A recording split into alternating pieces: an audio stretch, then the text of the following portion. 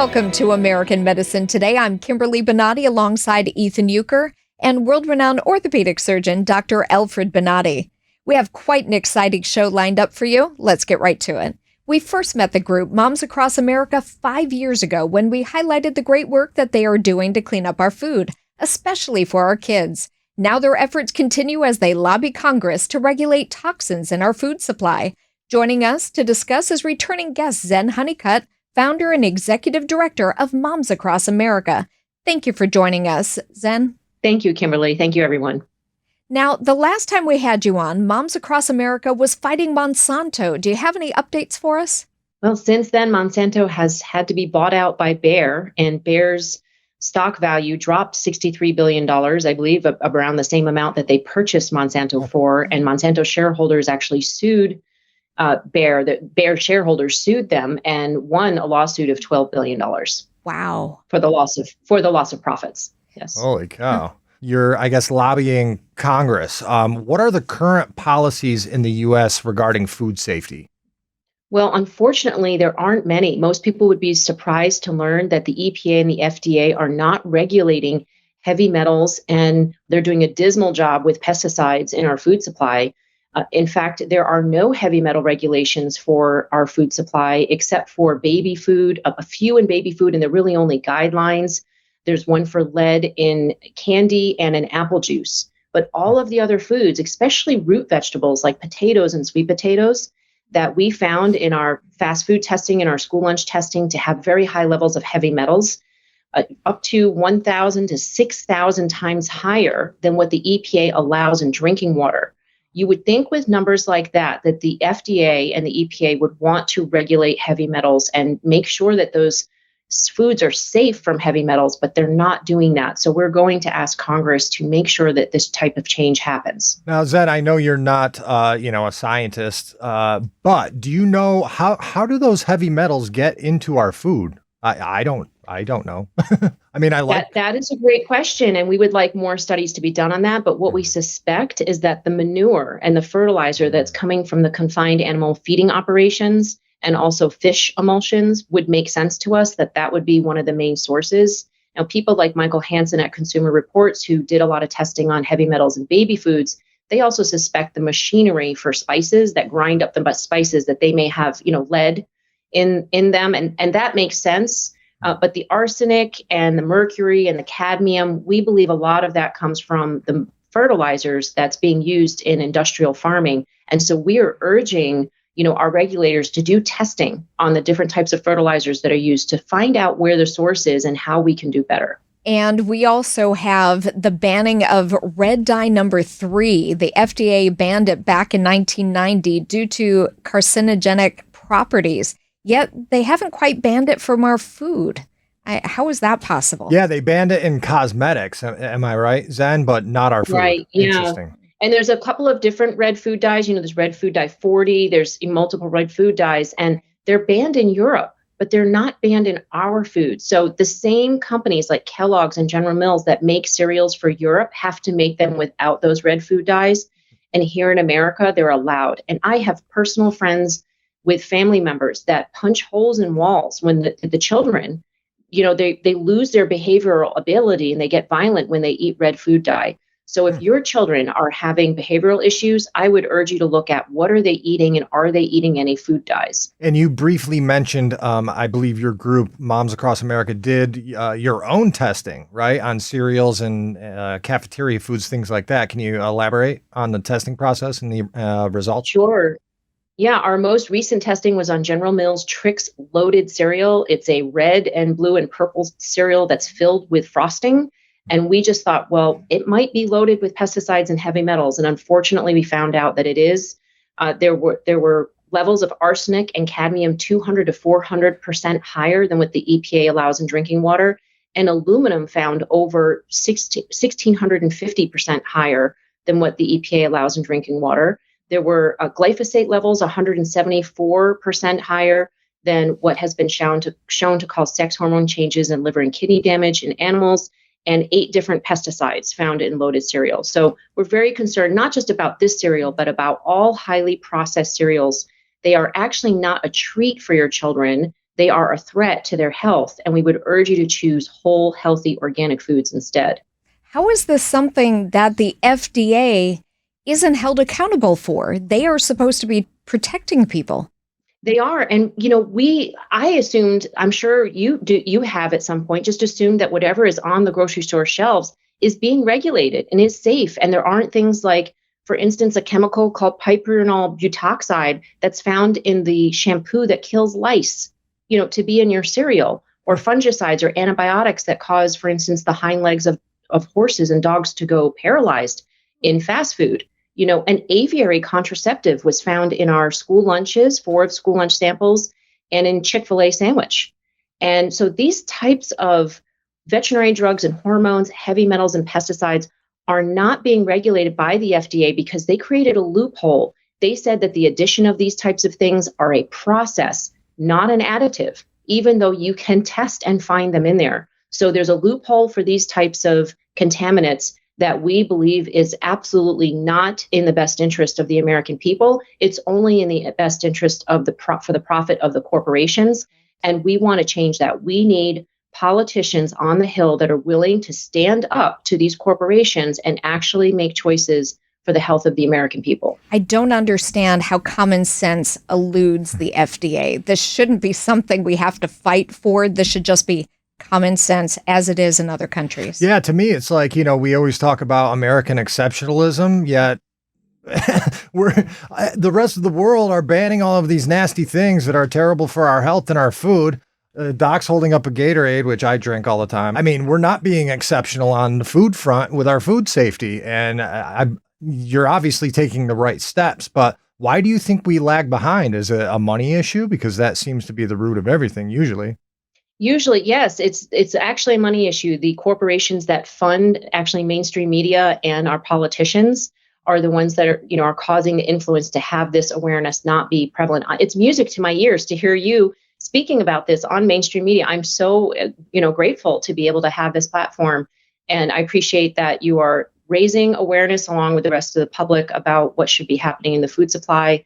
And yes, we need to keep going and need to hold these politicians to account for creating policy that regulates heavy metals in the food supply, regulates pesticides, regulates glyphosate, and does not allow these poisons to be sprayed in our food supply. And what can the people do? How can they join your fight to petition for these changes?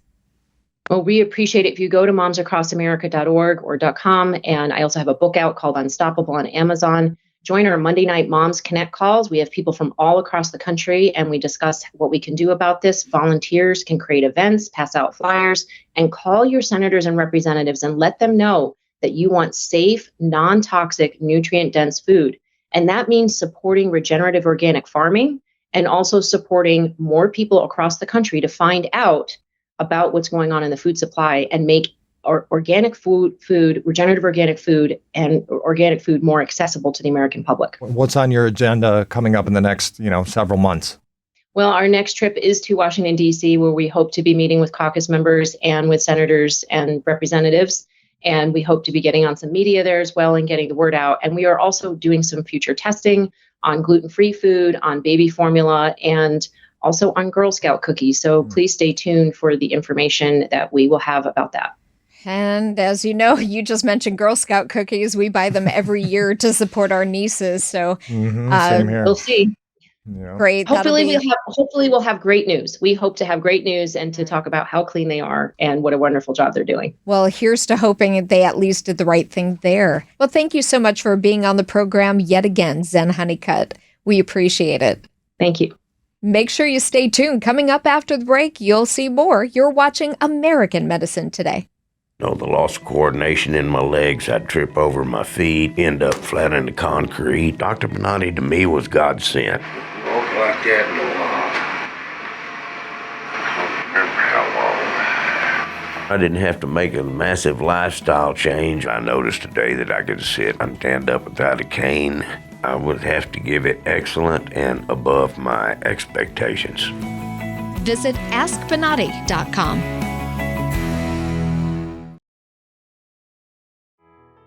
I'm 17 now, and I have spent my entire teenage year watching from a distance because I wasn't able to participate in any normal activity. You feel so down when you know you're in pain and you know how you feel, but then you go and talk to doctors and they're like, oh, you're not in pain. We can't find anything wrong with you, so you're not in pain. Like, it's just you. That's just how you are, and that's just how you're gonna have to live.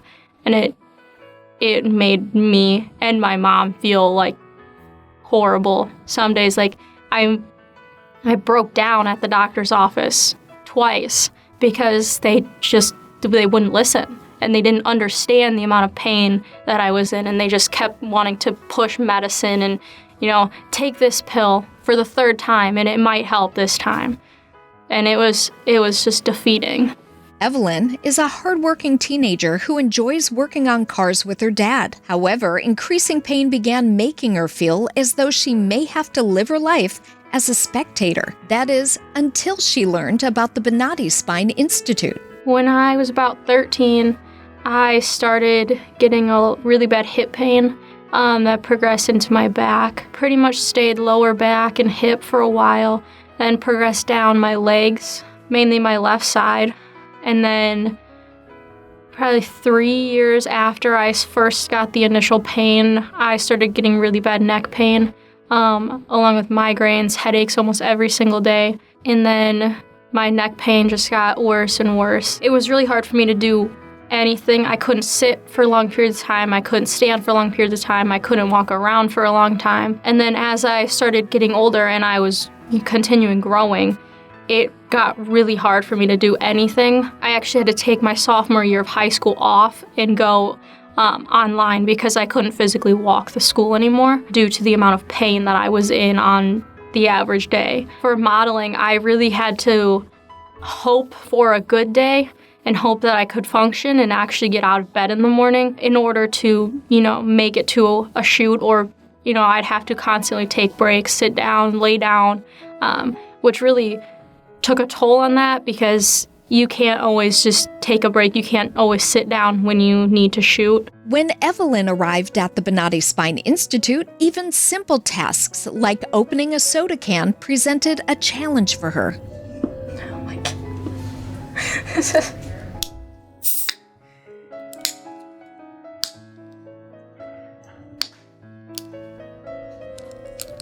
I have been in and out of doctors trying to figure out the root cause of the pain. They first did some basic x-rays and they didn't see anything that would catch their eye, so they sent me to physical therapy. And I tried to strengthen my muscles, mainly in my hips, just to see if that would aid in the pain at all. It didn't do much.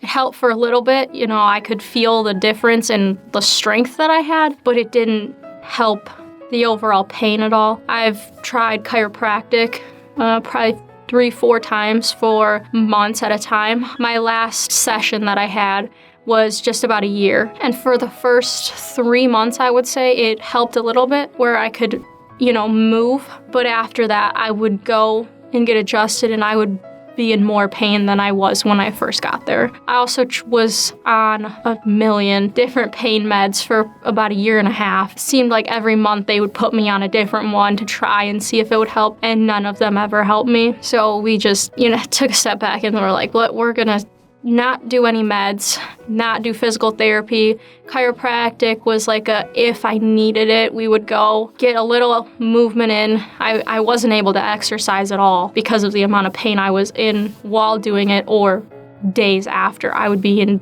so much pain, it wasn't even worth trying to work out. And it was not major workout. It was like light, like yoga, no weight, anything. And I was still in so much pain. When I first started going to doctors, there was a lot of hope that we were gonna find something. And you don't want to go into a doctor's appointment hoping to find something wrong. But we got to that point because it became, I was in and out of doctors every week, and I was traveling hours to go see new doctors. Me and my mom went all over the place trying, and no one could ever help. And then my dad, about 1 year ago, he came down here and got his back surgery, and he was tremendously better. That really brought our attention here to see if you guys could help me, because We had such good experience with my dad, and he's a completely different person now. After seeing the results of her dad's targeted Bonati Spine procedures, she walked into the Bonati Spine Institute hoping she would talk to a doctor that would finally listen to her. While meeting with Dr. Bonati to discuss her case, she never expected what would happen next. My first day walking in here, it was like, okay, let's hope that this is going to be the last stop we have to make. It was very surreal walking in here, and it was like the feeling of like, okay, this is going to be like my last step. This is going to be where we figure out and fix what's wrong. He actually pointed out my problem areas and what the pain that I should have before I could even tell him what kind of pain I was in. And it was spot on. He knew exactly what kind of pain I was in before I even said anything. And then goes here. And then goes here. Grabs this. See? Knowing the doctors at the Bonati Spine Institute understood her pain, she was eager to move forward. I was very nervous because I don't want to be awake if you're going to mess with my back. But when they went over all of it, and after I was in the room and talking to the doctor and the anesthesiologist, it definitely made me feel a little more comfortable. The exclusive Bonati Spine procedures are performed using conscious IV sedation, where the patient remains awake and communicating with their surgeon to ensure the source of their pain is eliminated before they leave the operating table. And it was just, okay, you're done. It seemed very fast. Surgical guests at the Bonati Spine Institute are often surprised by how quickly they are able to be up and moving after their procedure, without the debilitating pain that brought them in. It was very nice because I didn't have to lay there for hours and hours. My neck was a little sore, but other than that, I wasn't in pain at all. This is not my arm. No, it doesn't hurt at all. And getting up the next day, I usually wake up and I already had pain in my whole left arm from, just about my shoulder all the way down into my elbow, into my hands. And even after the first day of that morning waking up, I didn't have that. I could use my hand without having it cramp up or get numb and tingly. So that was really nice. I can lift up my arms, I can rotate my arms, I can pick stuff up, obviously within reason, but I'm pretty much full strength in my left arm. Now, just a few days after her targeted Bonati Spine procedures in her neck, Evelyn is surprised by how easily she is able to open a can. That was easy. Yeah, That was a lot easier than it was before. 3 days post-op on my lower back, and I can already feel a difference. I can already move, I can function. I would definitely recommend the Bonati Spine Institute to anyone who has any sort of pain in their neck or any part of their back. I can walk, I can sit. I am already better, and I just had surgery a few days ago. So I would definitely recommend anyone make the trip. It's worth it. It does not matter what you're thinking. The decision to come down here has been my best decision yet.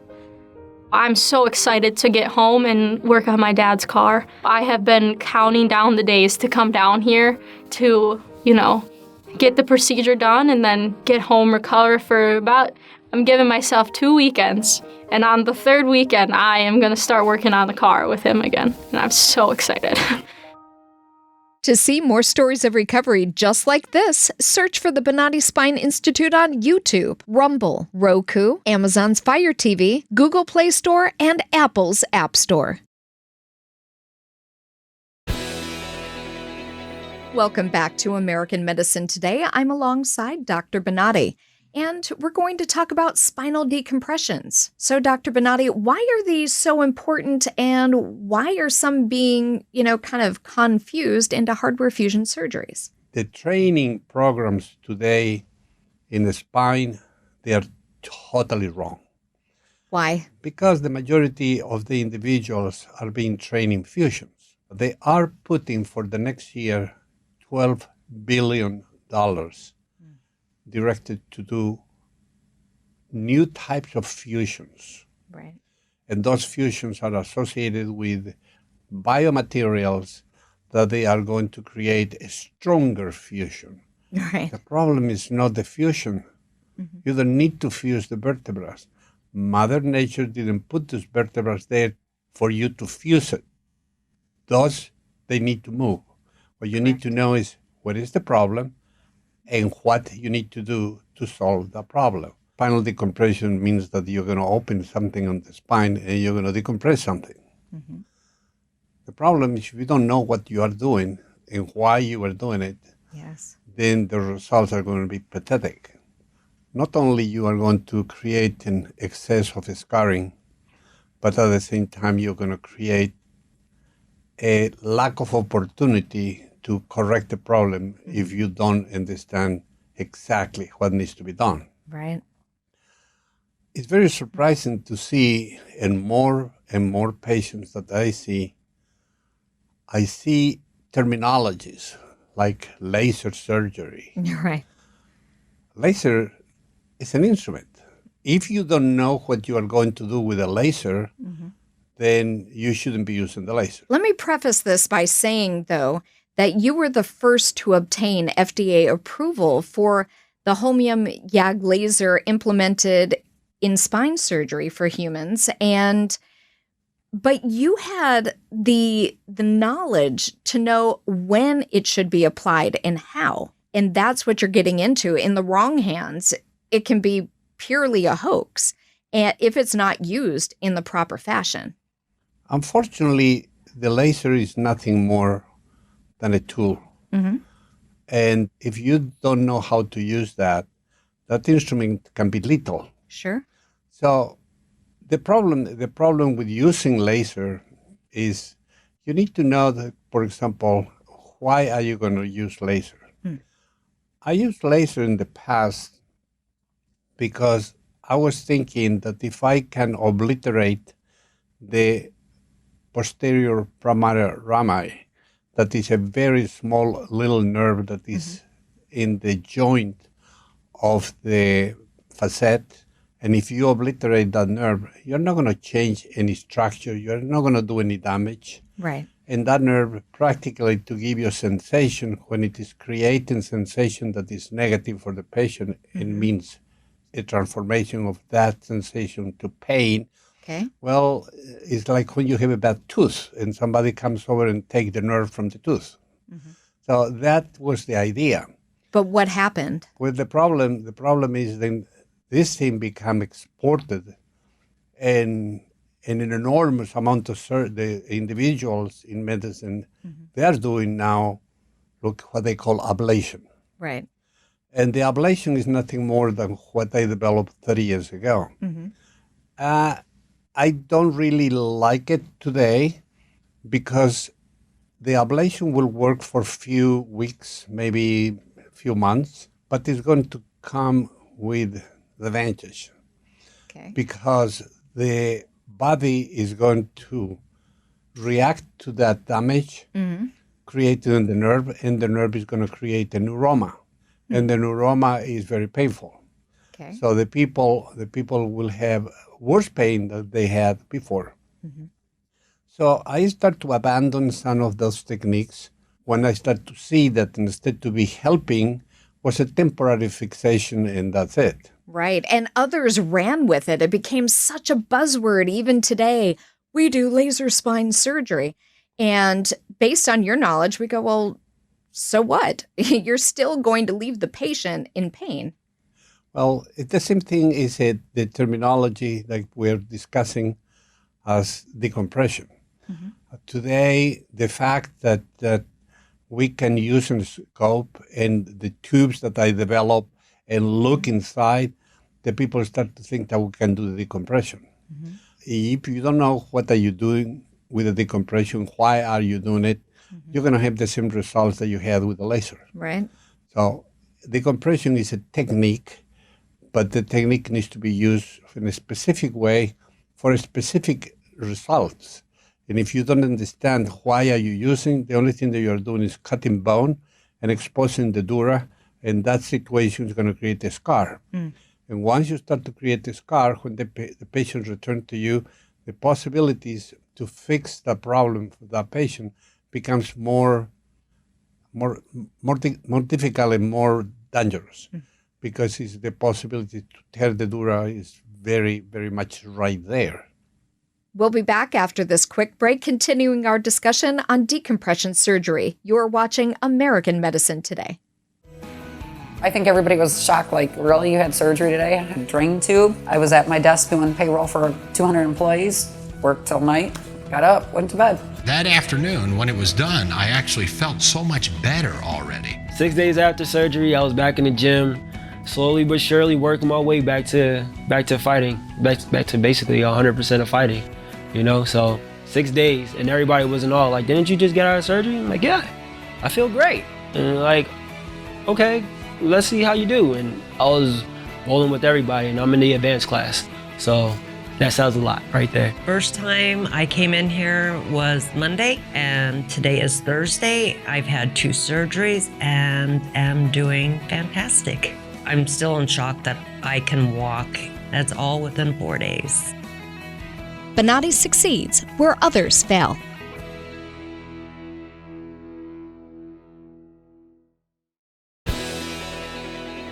Welcome back to American Medicine Today. We're continuing that discussion on decompression surgery. When somebody comes to me and they say they are going to do a decompression, 2 things go in my mind. Or they are going to do an open procedure, and they're going to take a lot of bone and they're going to expose the area.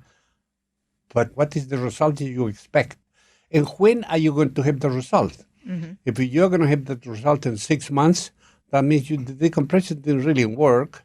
What happened is that you create this scar tissue now, and maybe the body is helping you to heal something that you create. So decompression is a buzzword. If you're going to look for a doctor that is going to do any surgery on you, the first thing that you need to ask is few questions. And one of the questions is, how long are you in practice? And how many surgeries did you do? Sure. So if you don't have experience, you're going to fail. And that's why back surgery is such a difficult specialty, because the results are pretty poor. People can get help with their spinal issues by visiting the Bonati Spine Institute. Well, we do sometimes the best. All right. We'll have more in future episodes of American Medicine Today. Thank you for joining us. And if you would like more information about the Bonati Spine Procedures, visit askbonati.com or search for our apps. Anytime, anywhere, keyword AMT or keyword Bonati. Thank you for watching. If you have any comments or questions, contact us at the numbers below. Or you can tweet at Dr. Bonati using the hashtag American Medicine Today or hashtag AMT. We would like to hear from you.